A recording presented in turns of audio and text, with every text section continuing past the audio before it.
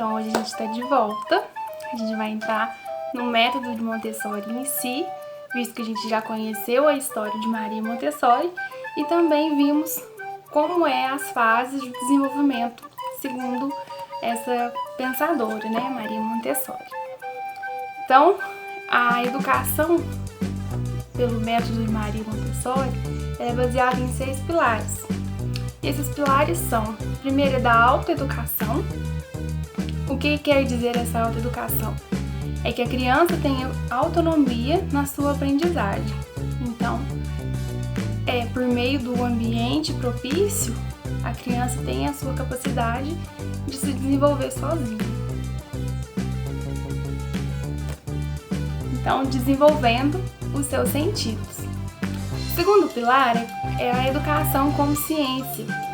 A Maria Montessori preza muito o método científico, aquele que ela tem todo um desenvolvimento, toda uma pesquisa embasada com relação às fases do desenvolvimento da criança, de modo que esse aprendizado seja eficaz de acordo com o momento que essa criança está vivendo. Um outro pilar do método de Maria Montessori é o adulto preparado. O que é o adulto preparado? O adulto preparado é o educador, aquele que vai guiar as crianças nesse caminho pela busca do aprendizado. O educador, no método de Maria Montessori, ele não é aquele que tem um papel central, por isso que ele tem que ser bem trabalhado. Ele tem que conhecer bem as ferramentas didáticas do método de Montessori, para que ele consiga guiar essas crianças, para que elas de forma autônoma consigam chegar ao ambiente. Então ele tem que ter um preparo para conseguir preparar o ambiente, deixar os materiais disponíveis de forma adequada, para que ele consiga trabalhar aquilo que as crianças precisam desenvolver naquela fase. Então, o adulto preparado, no método de Maria Montessori, é uma parte muito importante, é um dos pilares principais, porque o adulto preparado é o professor, o guia daquela criança, para que ela possa chegar no seu desenvolvimento. Então ele tem que ser realmente preparado, conhecer bem o método, as ferramentas, de forma que ele consiga guiar a criança para que ela realmente chegue num aprendizado completo. O outro pilar é relacionado com o ambiente. Eu acho que é um dos principais, segundo Maria Montessori, que ela preza muito pelo ambiente, porque no ambiente a criança pode explorar, ela toca as coisas, então tem que ser um ambiente limpo e organizado, porque Maria diz que um ambiente com muita informação, com muita coisa, prejudica a aprendizagem da criança, porque é muita informação, acaba confundindo a mente da criança. Então, o ambiente tem que ser muito bem pensado e tem que ter mobílias adequadas para que essa criança possa manusear sozinha e então, com a própria autonomia, explorar aquele ambiente e por meio dos materiais que estão ali disponíveis, consiga chegar a uma aprendizagem plena. E essa questão vai também estar muito relacionada com outro pilar que trata da educação cósmica. Essa educação cósmica, ela está voltada para essa questão de organização, para que esse ambiente esteja organizado e a criança passe a ter noção de organização. E isso depende muito do educador, de conseguir levar esse conhecimento para a criança dessa forma organizada, para que ele não leve informações demais que acabem confundindo a cabeça da criança. Então, a educação cósmica, ela está voltada para essa questão de organização, para ajudar a criança a organizar os conhecimentos adquiridos na sua mente de forma organizada, para que ela possa assimilar melhor aquele conhecimento que ela está a cada dia adquirindo. Então, todos esses 5 pilares, eles estão voltados para atingir o objetivo do 6º pilar, que é a criança equilibrada. O que é essa criança equilibrada? É a criança que é capaz de aprender naturalmente diferente do que acontece com as escolas tradicionais, onde é muita coisa imposta, até mesmo um exemplo na alfabetização, que ela fica na repetição, repetição, repetição. Então, no método Montessori, não. O objetivo é que a criança consiga aprender de forma natural e que ela vai interiorizando todo o conhecimento, sempre prezando pela autoaprendizagem, mas que é guiada pelo professor, que é o adulto preparado. E o método de Montessori, para que tenha essa criança equilibrada, ela diz muito respeito com questão da concentração da criança. Maria Montessori diz que uma criança que consegue se concentrar é uma criança feliz, é uma criança que aprende, porque o objetivo maior é da criança conseguir olhar para uma coisa, se concentrar e, por meio dessa concentração, conseguir desenvolver uma atividade e se realizar por meio da conquista de ter conseguido desenvolver essa atividade. Então, são esses os 6 pilares do método de Maria Montessori. Então, agora a gente vai falar um pouquinho sobre a questão do ambiente preparado. O que é esse ambiente preparado? Como eu já tinha dito antes, é essa questão da criança conseguir aprender naquele ambiente de forma que ela tenha livre escolha de qual material ela vai trabalhar. Então, é um ambiente que tem que ter uma mobília adequada. Maria Montessori que desenvolveu essa questão de que as mesas devem ser pequenas e leves para que a criança possa livremente pegar a mesa de um lugar e levar para o outro. E os materiais têm que estar todos disponíveis para que a criança possa escolher com qual material ela vai trabalhar naquele dia. E o tempo é a criança também que escolhe, que vê quanto tempo é necessário para desenvolver aquela atividade. Mas quando a gente pensa assim, parece que a criança é meio que abandonada, né? Ela faz o que quer. Mas não é bem assim, porque embora ela tenha uma autonomia para escolher com qual material ela vai trabalhar, essa autonomia ela também tem um limite. E esse limite visa o bem comum, o bem de toda aquela turma que está trabalhando ali, onde vai ser trabalhada a questão do respeito, da divisão dos materiais, de saber o momento de partilhar, o momento de deixar para o próximo. Então não é aquela coisa que a criança faz o que quer o tempo todo. Ela vai escolher a atividade a qual ela vai concentrar para desenvolver. Mas ela também tem o papel do professor, e que também faz parte do ambiente, que é o quê? Que é o papel de professor observador. Então ele vai estar o tempo todo observando o desenvolvimento dessa atividade pela criança, onde ele vai observar qual é o ponto falho, onde ela precisa melhorar mais, né? Se ela está tendo dificuldade em determinada questão, ou se aquele material que ela está trabalhando, ela já concluiu aquele aprendizado e já pode passar para uma atividade mais complexa, na qual o professor vai demonstrar essa atividade para que ela possa desenvolver. E também dentro desse ambiente preparado, o professor ele tem que estar atento ao que a gente chama de dificuldades de ordem extrema. O que seria isso? A noção do bem e mal, o que a criança fazer com que a criança aprenda aquela ideia do que é bom, do que é mal, do que pode ser feito ou não, de forma sempre doce, não punindo, né? Porque no método de Maria Montessori não existe punição. Então, o professor ele tem que estar atento para como ele vai corrigir, para como ele vai instruir, para que seja de uma forma doce e que de forma que ele também não interfira diretamente nesse processo.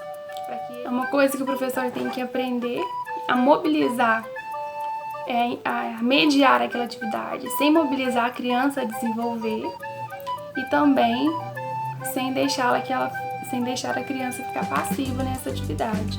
Então, o professor ele tem sim um papel muito importante, mas o centro no método de Maria Montessori é sempre a criança. Por Por que esses materiais sensoriais, então, eles devem ser apresentados antes de outros materiais superiores intelectualmente? Porque nessa fase, né, na primeira infância, as crianças se sentem atraídas pelo ambiente, por explorar o ambiente. Então, os materiais são apresentados à criança de acordo com o seu interesse. Não adianta querer apresentar uma atividade para a criança se ela não chama a atenção da criança. Não adianta eu forçar. Ela pode até fazer, mas ela não vai absorver aquilo. A gente tem que trabalhar de acordo com o interesse da criança, porque o próprio desenvolver da criança nos ensina o que ela está necessitada de aprender naquela fase. E isso não é igual para todas as crianças que têm a mesma idade. Cada criança tem um desenvolvimento, outros um pouco mais rápido, outros um pouco mais lento. E isso é normal e faz parte da constituição do indivíduo. Então, o professor do método montessoriano tem que estar atento a essa questão também. Esses materiais sensoriais, eles têm esse papel de ser apresentados de acordo com o estímulo. Então, eles são apresentados gradualmente. Assim como a criança que se desinteressa por determinado material, é porque ela já está pronta para passar para um próximo material que seja um pouco mais complexo do que o anterior. Porque se ela já perdeu o interesse, é porque ela já tem domínio sobre aquele assunto que está sendo trabalhado com aquele material. Então, assim que ela perde o interesse, deve ser apresentado um novo material para que ela possa continuar se desenvolvendo. Por quê? Porque a criança, ela aprende o mundo por meio dos órgãos do sentido do organismo. Ela vai sentir o mundo, ver e cheirar pelo cheiro, pelo tato, pelo olfato. Ela está aprendendo o mundo, ela está sentindo o mundo, porque tudo para ela é novidade. Ela está no mundo que ela não conhece, então tudo que ela olha, tudo que ela vê, que ela toca é novidade, é aprendizado. Então os órgãos dos sentidos são as ferramentas que a criança tem para conhecer, para aprender. E Maria Montessori nos fala que as mãos são, dentre os órgãos dos sentidos, a principal, que é onde ela sente, onde ela toca. Então, as mãos permitem que ela tenha um contato, que ela estabeleça relações com o mundo exterior. Então, é muito importante deixar a criança tocar, a criança mexer. Nossa, mas essa criança não para de mexer nas coisas, não pode ver nada que tem que mexer. Tem mesmo, porque é por meio desse tocar que ela está conhecendo. Porque como a gente viu na primeira fase, quando ela só observa, ela vê outras pessoas tocando, outras pessoas mexendo. Agora que ela consegue chegar até lá e tocar, ela quer aprender por meio do toque, ela quer sentir, ela quer aprender. E é muito importante essa fase porque a criança aprende por meio do seu ato de brincar, do seu ato de tocar. Por isso que nessa fase é muito importante que a criança brinque, que a criança toque. Porque é essa brincadeira que vai estimular a aprendizagem dessa criança. Tem até uma fase de Maria Montessori que diz que a criança apodera-se do ambiente com as mãos e o transforma por meio da sua inteligência. Então ela entende o ambiente pelo toque. E com o desenvolvimento da inteligência que está sempre sendo desenvolvida por meio dessas atividades, ela consegue transformar o mundo. E essa é uma característica muito humana. Nós temos a capacidade de tocar o ambiente e de transformá-lo, né? Então, é nessa fase de tocar, de conhecer, que ela está apoderando-se do mundo para que essa criança possa, então, fazer uma transformação no mundo, fazer uma transformação nesse ambiente. Mas como devem ser esses materiais sensoriais? Os materiais sensoriais, eles devem ser de diferentes cores, formas, pode trabalhar a temperatura, o quente, o frio, graus de aspereza, se é liso, se é áspero, diversas coisas. E como que eles são agrupados? Isso vai depender do sentido que se deseja trabalhar. Então, esses objetos que tem que apresentar o controle de erro. O que é esse controle de erro? vamos pensar naquele objeto de encaixar, de encaixe. Ele tem o mesmo formato dos encaixes, só que às vezes em profundidade e tamanhos diferentes. Então a criança quer encaixar, ela quer fazer correto. Ela viu que tem como ficar tudo certinho. Então ela vai tentar pôr o pequeno no grande, ela vai ver que o grande não entra no pequeno, então ela sozinha já vai perceber que tentar colocar o encaixe grande no espaço pequeno não vai dar certo. Então ela vai tentar até achar o tamanho correspondente. Então os objetos eles já têm esse controle de erro, né? Então a própria criança aprende sozinha que existe um erro que ela precisa consertar. Então, além disso, além de ter esse controle de erro, os objetos têm que ser bonitos, eles têm que serem coloridos, chamar a atenção da criança, fazer aquela coisa apagada. Porque até a gente, quando gosta de ver coisas bonitas, ainda mais as crianças que estão aprendendo as cores, as maravilhas do mundo. Então tem que ser esteticamente bonito e tem que ser funcional e permita essa autonomia da criança no manusear, no aprender, né? Que permitam então uma autoatividade das crianças, de modo que ela possa estimular também a sua criatividade, desenvolvendo atividades com esses materiais. Esses materiais, como eu já tinha dito, eles podem ser agrupados de acordo com o sentido que se quer trabalhar. Um exemplo simples, quando se quer trabalhar o tato da criança, se quer trabalhar a temperatura, quente e frio. Você pode pegar a luva daquela descartável, em uma você coloca água gelada e em uma outra você coloca água morna. Então a criança vai tocar as luvas e vai perceber, olha, visualmente é o mesmo material, mas um tá frio, um tá quente. Então você já vai aguçar o tato dela. Então ali ela já é uma atividade que propicia o desenvolvimento do quente e do frio. E uma atividade para desenvolver o paladar e o olfato. Por exemplo, você pode fazer com que a criança sinta o perfume de flores, né, de ervas que emitem cheiros. Então ela vai sentir aquele cheiro. E com os alimentos você vai trabalhar o paladar. Você pode, por exemplo, utilizar separar diferentes alimentos e dar para a criança comer. Ela vai sentir o sabor daqueles diferentes alimentos. Depois você pode colocar uma venda na criança e dar aqueles mesmos alimentos para ver se ela consegue identificar os sabores. São alguns tipos de atividades que eu estou dando só como exemplo. Existem várias outras formas de se trabalhar, é claro. Mas aqui é só para deixar um pouquinho de exemplo, certo? Então a gente já falou sobre o tato e o paladar e o olfato. Um exemplo para visão são esses encaixes mesmo, que são coloridos, que ela vai ver o tamanho, né? Formas diferentes, cores diferentes.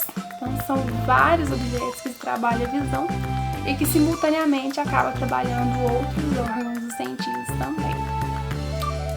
E como eu quero trabalhar a audição da criança, Maria Montessori desenvolveu uma caixinha de sininhos que tem diferentes sons. Então ela faz tipo uma associação. Eu tenho um grupo de pares de sininhos com sons diferentes. Então tem uma carreira de sininhos com sons diferentes enfileirados e outros que têm sons correspondentes. Então a criança vai tocar, fazer o barulhinho e tentar associar com aquele som correspondente. Então são alguns exemplos para desenvolver os órgãos dos sentidos com relação à educação sensorial. Lembrando que existem vários outros exemplos, como a gente vai ver mais pra frente, que eu separei algumas atividades e alguns Instagrams muito bons para desenvolver atividades com crianças com diferentes idades, que vocês vão poder consultar e estar aprendendo com essas mães que utilizam isso em casa. Então aqui a gente já falou um pouquinho sobre os materiais sensoriais, né? A gente falou sobre alguns materiais que podem ajudar nas atividades de vida prática. E agora a gente vai falar um pouquinho sobre os materiais de aquisição de cultura. Para aquisição de cultura, existem muitos materiais que podem contribuir para a aquisição de cultura. como por exemplo no processo de alfabetização, Maria Montessori desenvolveu um alfabeto de lixa, né, onde as consoantes eram de cor azul e as vogais vermelhas, para fazer uma diferenciação entre elas. Então a criança aprendia primeiro a tocar essas letras, a identificar o som. Então Maria trabalhava a alfabetização com a fonética. Ela ouvia, via a forma, fazia o contorno com o dedinho, tocando aquelas formas, né, das letras correspondentes e aprendendo o som. Então ajudava muito no processo de alfabetização, porque quando a criança ia escrever, ela já conhecia o som daquela letra e a forma. Então ela já fazia aquele processo de leitura para aprender simultaneamente com a escrita. Então é muito interessante que esse material sensorial contribui para o processo de aquisição de cultura. Com relação a um exemplo na matemática, foi o famoso material de Maria Montessori, que é o material dourado, que é amplamente utilizado em várias outras escolas, mesmo não sendo de Maria Montessori. Eu mesmo que estudei em escola tradicional, cheguei a ter contato com o material dourado na minha época da educação fundamental. O que é o material dourado? São aqueles conjuntos de cubinhos, né? Onde um cubinho pequeno representa a unidade, depois tinha uma barrinha com 10 cubinhos representando dezena, depois uma placa com 10 coluninhas, né, com alguns cubinhos representando a centena, e depois um cubo que era formado por 10 placas, né, com 10 coluninhas representando o milhar. Então essa atividade, além de ser sensorial, da criança conseguir ver e tocar, ela pode estimular nesse processo de aprendizagem matemática, podendo até ser utilizado para fazer somas, divisões, multiplicações, utilizando os materiais, aprendendo a separar, né, então associar aquele cubinho com o algarismo correspondente. Então é um material que ajuda muito nesse processo para ele. Então aqui, nesse primeiro momento, nessa primeira parte desse vídeo, a gente viu sobre esses materiais sensoriais que podem ser utilizados também para aquisição de cultura. E lembrando que esses materiais, eles não precisam ser exclusivamente da escola montessoriana. Você, professor de educação infantil, pode incorporar também essas atividades no seu dia a dia. Na próxima parte do vídeo, a gente vai trabalhar um pouquinho sobre uma atividade desenvolvida por Maria Montessori, que é a atividade de linha, que ajuda na concentração da criança para o seu pleno aprendizado. Então não perca a segunda parte, espero você!